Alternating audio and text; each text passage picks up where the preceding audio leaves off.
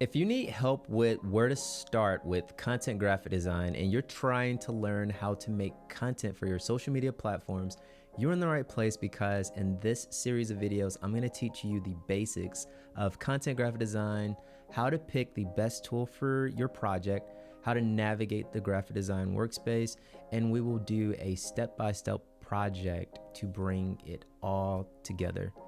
In the last video, we talked about the best way to pick your graphic design tool. So if you're just tuning in, check that out if you want to be brought up to speed, because in this video, we're going to break down the graphic design digital workspace.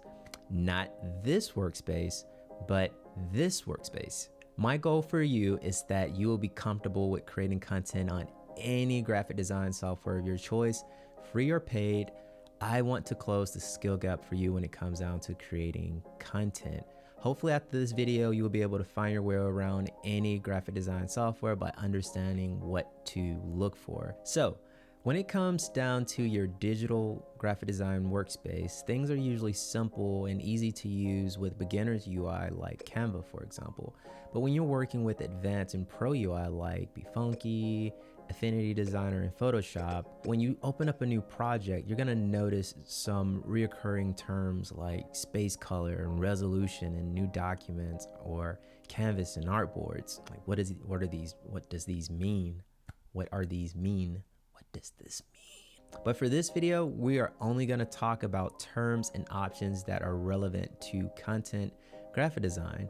So once you've picked the graphic design tool of your choice, we will start by searching for how to create a new document or canvas, which is in regards to the size and dimensions of your content. So here you want to think about where will the content be posted so that you can select the best document dimensions for that platform. Using the right dimensions for a platform is a great way to get the best resolution because of the compression that takes place when you post your content to the platform. Why is compression important, you may ask? Well, have you ever noticed when you uploaded something to the interwebs and there's a dramatic change in quality and it just takes forever to load? This could be because whenever you upload something to an app or a website, the platform has to compress the file and save it to their database. And this is where terms like PPI, DPI, and resolutions come into play. Now, PPI means pixels per inch, while DPI means dots per inch. Printed material is often measured in DPI, which is commonly like 300 DPI, and 72 PPI is used for most digital content projects and is best for compression. So when you work with a beginner's UI graphic design tool, they usually have templates to do all of this hard work for you. But advanced and pro UI graphic design tools also provide these templates or these settings, but you want to do some research and just make sure that they're relevant and up to date. So said in short, pick the right size for the platform. Just do a quick Google search and you should be okay. Next is Artboard. And you can make artboards if you're using advanced UI graphic design tools like Photoshop or Affinity Designer. I found that artboards are great because it will help me to keep my workspace clean, especially if I'm working on multiple graphics at one time, such as creating batch content or carousel content. Next, you may notice the term color mode or color space if you're using advanced or pro UI. Now, in short, your color mode and color space refers to the angle color of your design. The most common color profiles are RGB and CMYK.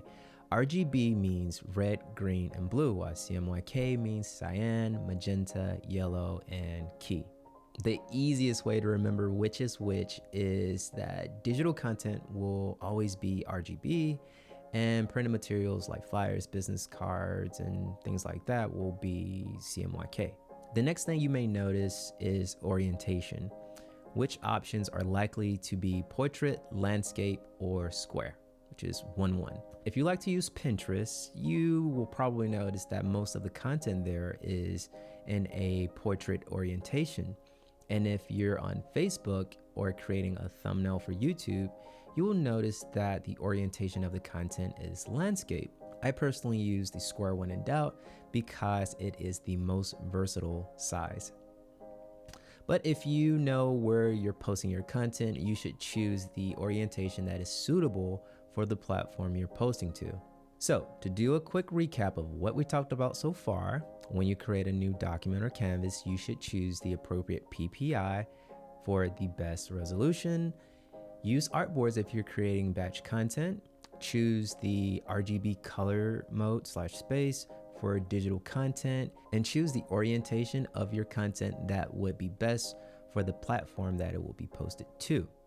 If this video is helping you in any way, please give it a like. You could also subscribe and hit the bell if you like this type of content. Next, we will dive into part 2 of understanding the workspace of your graphic design software. Coming up.